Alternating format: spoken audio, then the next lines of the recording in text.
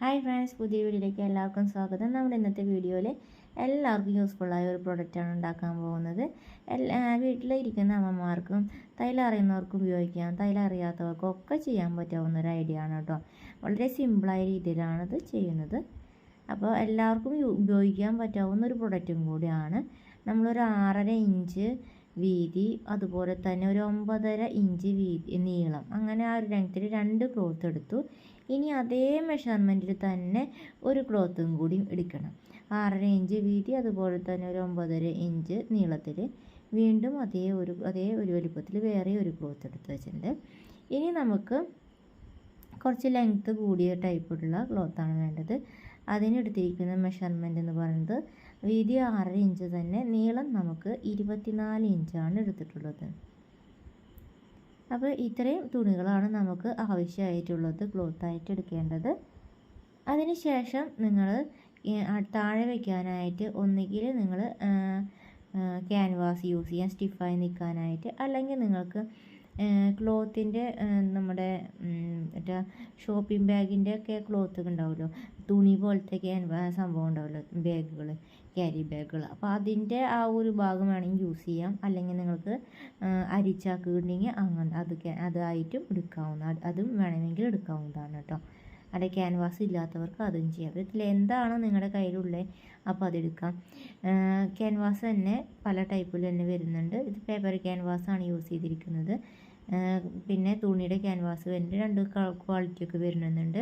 1-2 ക്വാളിറ്റിയിൽ വരുന്നുണ്ട്. ക്വാളിറ്റി കൂടിയതും കുറഞ്ഞതൊക്കെ വരുന്നുണ്ട്. അപ്പോൾ നമ്മളിത് അയൺ ചെയ്ത് പിടിപ്പിക്കുകയാണ്. അതിലൊരു മെഴുക് പോലെ പശ പോലെ നിൽക്കുന്ന ഭാഗം നമ്മൾ ക്ലോത്തിനോട് ചേർത്ത് നമ്മൾ അയൺ ചെയ്തെടുക്കണം. അങ്ങനത്തെ ഒരു സംഭവം വാങ്ങിച്ചിട്ട് അറിയാത്തവർക്ക് വേണ്ടിയിട്ടാണ് കേട്ടോ കുറച്ച് ഡീറ്റെയിൽ ആയിട്ട് അവിടെ പറഞ്ഞത്. അപ്പോൾ ഒരു മെഴുക് പോലെ നിൽക്കുന്ന ഒരു ഡോട്ട് പോലെ നിൽക്കുന്ന ഭാഗം തുണിയോട് ചേർത്ത് വെച്ചിട്ട് അത് തേച്ച് പിടിപ്പിക്കുക. അപ്പോഴാണ് നമുക്ക് അത് ഒട്ടുള്ളൂ. അതേപോലെ നമുക്ക് മറ്റേ ഭാഗം നമുക്ക് പുറമേ കാണുന്ന ഭാഗമായിട്ട് വെക്കണം. എന്നിട്ട് ആ ഭാഗത്താണ് നമ്മൾ അയൺ ചെയ്തെടുക്കുന്നത്. ക്യാൻവാസിലാണ് നമ്മൾ അയൺ ചെയ്തെടുക്കുന്നത്. അപ്പോഴാണ് വേഗത്തിൽ അത് ഒട്ടിപ്പിടിക്കുള്ളൂ തുണിയായിട്ട്. ഇതുപോലെ നമ്മൾ മറ്റുള്ളതും കൂടിയും ചെയ്തെടുക്കണം. നല്ല പെർഫെക്റ്റ് ആയിട്ട് തന്നെ, നല്ല രീതിയിൽ ഇടയിലൊന്നും ഒട്ടിപ്പിടിക്കാത്ത ഭാഗമൊന്നും വരാത്ത രീതിയിൽ എല്ലാ ഭാഗവും കവർ ചെയ്യുന്ന രീതിയിൽ നമ്മളിത് അയൺ ചെയ്തെടുക്കേണ്ടതാണ്. അതിനുശേഷം നമുക്ക് ബാക്കി ഇങ്ങനെ അണിവനായി നിൽക്കുന്ന ഇതൊക്കെ നമ്മൾക്കിത് കട്ട് ചെയ്ത് മാറ്റാം. സൈഡൊക്കെ ഇങ്ങനെ അണിവനായി നിൽക്കുന്നുണ്ടായിരിക്കും. ക്യാൻവാസ് ആയിരിക്കും കൂടുതലായിട്ട് നിൽക്കുന്നുണ്ടായിരിക്കുക. അപ്പോൾ അത് നമ്മൾ കട്ട് ചെയ്ത് സെറ്റാക്കണം. അപ്പോൾ അതുപോലെ നീളം കൂടിയതിലും അതുപോലെ തന്നെ ക്യാൻവാസ് തന്നെയാണ് കൂടുതൽ നിൽക്കുന്നത്. എല്ലാ ഭാഗത്തും ക്യാൻവാസ് അല്പം കൂടുതലായിട്ട് കവർ ചെയ്ത് നിൽക്കുന്ന രീതിയിലാണ് നമ്മൾ ചെയ്ത് വെച്ചിട്ടുള്ളത്. അപ്പോൾ അതൊക്കെ നമ്മൾ കട്ട് ചെയ്ത് സെറ്റാക്കുന്നുണ്ട്. അപ്പോൾ എല്ലാ ഭാഗത്തിനും ഇതേപോലെ നല്ല രീതിക്ക് തന്നെ അയൺ ചെയ്തെടുത്തിട്ടുണ്ട്. പിന്നെ താഴത്തെ ഭാഗത്തേക്ക് യൂസ് ചെയ്യാൻ പറ്റാവുന്ന ഭാഗം നമ്മൾ ഇതുപോലെ ഒന്ന് ഡിസൈൻ ചെയ്തിട്ടുണ്ട്. ഇത് മുകൾ ഭാഗത്തേക്ക് ഡിസൈൻ ചെയ്യാൻ വേണ്ടിയിട്ട് നമ്മളൊരു ചെറിയൊരു ഡിസൈനിങ് സ്റ്റിച്ചും കൂടി ചെയ്തിട്ടുണ്ട്. അയൺ ചെയ്തിട്ടുണ്ട്, സ്റ്റിച്ചും ചെയ്തിട്ടുണ്ട്, രണ്ടും കൂടി ചെയ്തിട്ടുണ്ട്. അങ്ങനെ ചെയ്യുമ്പോൾ കുറച്ചും കൂടി നല്ല ഭംഗിയായിട്ട് നിൽക്കും. പിന്നെ നമുക്ക് വേണ്ടത് താഴത്തെ ഭാഗത്തേക്കുള്ള തുണി നമ്മൾ ഇതുപോലെ താഴേക്ക് വെച്ചു. അതിന് ശേഷം അതിലേറ്റവും കൂടുതൽ നീളവും കൂടിയ ഒരു പാർട്ടുണ്ടല്ലോ, ആ ഒരു പാർട്ട് നമ്മൾ എടുത്തിട്ട് ചെറുതായി നോച്ചസ് ഇട്ട് കൊടുക്കുന്നു. സെൻറ്റർ ഫോൾഡ് ചെയ്തിട്ട് വേണം ഇങ്ങനെ നോച്ചസ് ഇട്ട് കൊടുക്കാനായിട്ട്. ഓക്കെ, ആ നീളം കൂടി ഇതിലും ചെയ്തതുപോലെ തന്നെ താഴത്തെ ഭാഗത്തേക്ക് വയ്ക്കാനുള്ള ക്ലോത്തുമ്മലും നമ്മളിതുപോലെ സെൻറ്റർ ഇതുപോലെ 2 സൈഡിലോട്ടും നീളത്തിൻ്റെ ഭാഗത്ത് നമ്മൾ നോച്ചസ് ഇട്ട് കൊടുത്തിട്ടുണ്ട്. ഇനി നിങ്ങളുടെ കയ്യിൽ ക്ലിപ്പുകൾ ഉണ്ടെങ്കിൽ അതെടുക്കുന്നതായിരിക്കും കൂടുതലും നല്ലത്. അല്ലെങ്കിൽ ക്ലിപ്പ് ഇല്ലാത്തവരാണെങ്കിൽ ഇതുപോലെ പിൻ ഉപയോഗിക്കാവുന്നതാണ്.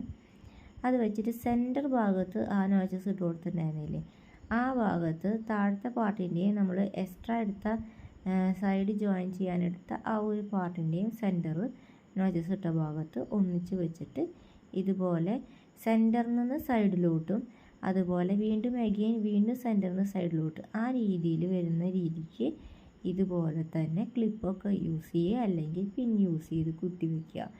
അപ്പോൾ 3 സൈഡും നമുക്ക് കവറിങ് ചെയ്ത് കഴിഞ്ഞിട്ടുണ്ട്.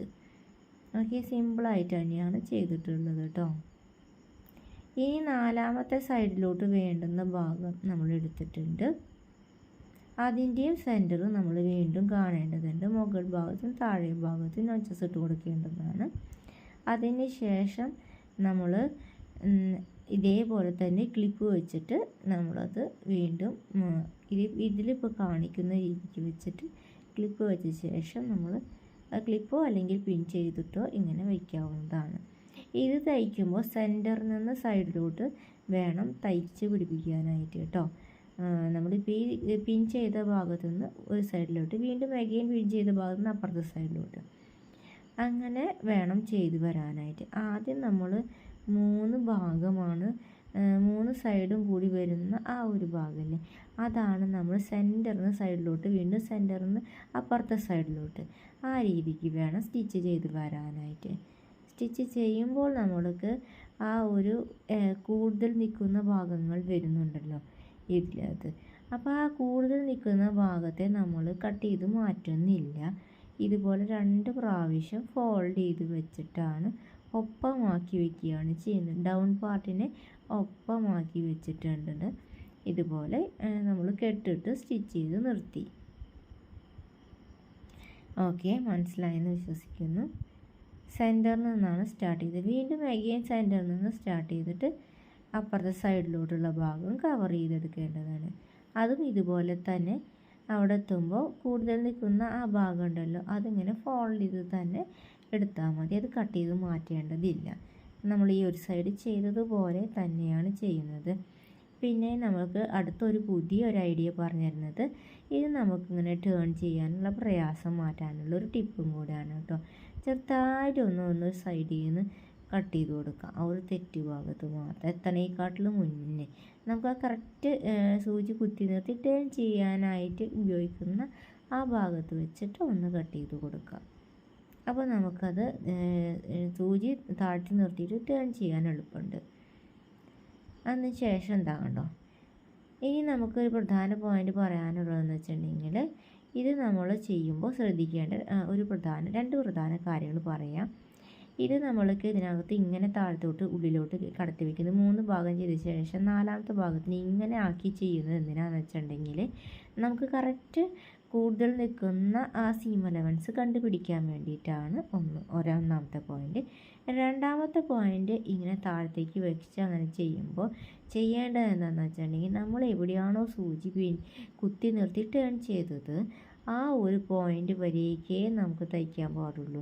ഏറ്റവും താഴെ ലെവൽ വരെ അറ്റം വരെ തയ്ച്ച് നിർത്തി ക്ലോസ് ചെയ്യുകയാണെങ്കിൽ അത് നമ്മൾ ഉദ്ദേശിച്ച റിസൾട്ട് കിട്ടില്ല, ആ ഒരു ഫിനിഷിങ്ങും വരത്തില്ല. കറക്റ്റ് സൂചി നമ്മൾ താഴത്തെ ഡൗൺ പാർട്ടിൽ സൂചി കുത്തി നിർത്തി തയ്ച്ചില്ലേ, ആ ഒരു സൂചി കുത്തി നിർത്തിയിട്ട് തിരിക്കുന്ന ആ ഒരു പോയിന്റ് ഉണ്ടല്ലോ അവിടെ വരെ മാത്രമേ സ്റ്റിച്ച് ചെയ്യുന്നുള്ളൂ കേട്ടോ. അതിന് താഴേക്ക് സ്റ്റിച്ച് ചെയ്താൽ അതിൻ്റെ ഭംഗി കിട്ടില്ല, അത് ശരിയല്ലാതെ വരും തയ്ക്കാൻ. അത് ആ ഒരു ഫിനിഷിങ് നമ്മൾ ഉദ്ദേശിച്ച പ്രൊഡക്റ്റ് ആവാതെ വരും. അതുകൊണ്ട് ആ ഒരു പോയിന്റ് വരെ തന്നെ തയ്ച്ച് നിർത്താം. ഓക്കെ, ആ പോയിന്റ് വരെ തയ്ച്ച് നിർത്തിയിട്ടുണ്ട് കേട്ടോ. ഇതേപോലെ തന്നെ അപ്പുറത്തെ സൈഡിലും തയ്ക്കുമ്പോഴും ഇതുപോലെ സൂചി കുത്തി നിർത്തി ടേൺ ചെയ്യുന്ന ആ പോയിന്റ് ഉണ്ടല്ലോ അവിടെ വരെയൊക്കെയാണ് അപ്പുറത്തെ സൈഡും ഇതുപോലെ തയ്ച്ചെടുക്കാൻ പാടുള്ളൂ. അപ്പോൾ ഈ ഒരു ഭാഗത്തെ ഫിനിഷിങ് നോക്കിക്കോളൂ, കണ്ട അതെന്തിനാണ് ഇതുപോലെ ചെയ്യണമെന്ന് വെച്ചാൽ കറക്റ്റ് ആ ഒരു പോയിന്റിലേക്ക് തന്നെ എത്താൻ വേണ്ടിയിട്ടാണ്, ഫിനിഷിങ്ങോട് കൂടി കിട്ടാൻ വേണ്ടിയിട്ടാണ് കേട്ടോ അങ്ങനെ ചെയ്തത്. ഇനി അതേപോലെ അപ്പുറത്തെ സൈഡിലും നമ്മൾ തയ്യൽ തുമ്പിൻ്റെ ഭാഗം കിട്ടാൻ വേണ്ടിയിട്ട് ചെയ്തില്ലേ, അതേപോലെ തന്നെ സൂചി കുത്തി നിർത്തി ചെയ്ത ആ ഭാഗം വരെയൊക്കെയാണ് നമ്മൾ തയ്ച്ചിട്ടുള്ളത്. അപ്പോൾ അതിൻ്റെ ഫൈനൽ ലുക്ക് ഇതാണ് കേട്ടോ. ഇനി നമ്മൾ സിബ് അറ്റാച്ച് ചെയ്യുന്നത് നമ്മൾ ഈ വീഡിയോയിൽ കാണിച്ചിട്ടില്ല, അത് നമ്മൾ ഷോർട്സ് ആയിട്ട് കാണിച്ചിട്ടുണ്ട്. റണ്ണർ നമ്മൾ ഇടുന്നത് 2 സൈഡിലോട്ടും റണ്ണർ ഇടുന്നത് 2 ഐഡിയയിലാണ് ചെയ്തിട്ടുള്ളത്. അതും നമ്മൾ ഷോർട്സ് ആയിട്ട് തന്നെ ചെയ്തിട്ടുണ്ട് കേട്ടോ, വീഡിയോ ആയിട്ട് ചെയ്തിട്ടുണ്ട്, ഷോർട്സ് ആയിട്ട് ഇട്ടിട്ടുണ്ട്. അപ്പോൾ അത് നമ്മൾ കണ്ടു നോക്കി നോക്കൂ കേട്ടോ. റണ്ണർ ഇടുന്ന ട്രിക്കുകളാണ് അതിലൊക്കെ കാണിച്ചിട്ടുള്ളത്. അപ്പോൾ എല്ലാവർക്കും യൂസ്ഫുള്ളായ പ്രൊഡക്റ്റാണ് ഉണ്ടാക്കിയ. വീഡിയോ ഇഷ്ടമായ എല്ലാവരും ലൈക്ക് ചെയ്യുക, സബ്സ്ക്രൈബ് ചെയ്യുക, ഷെയർ ചെയ്യുക. Thanks for watching. Bye, see U.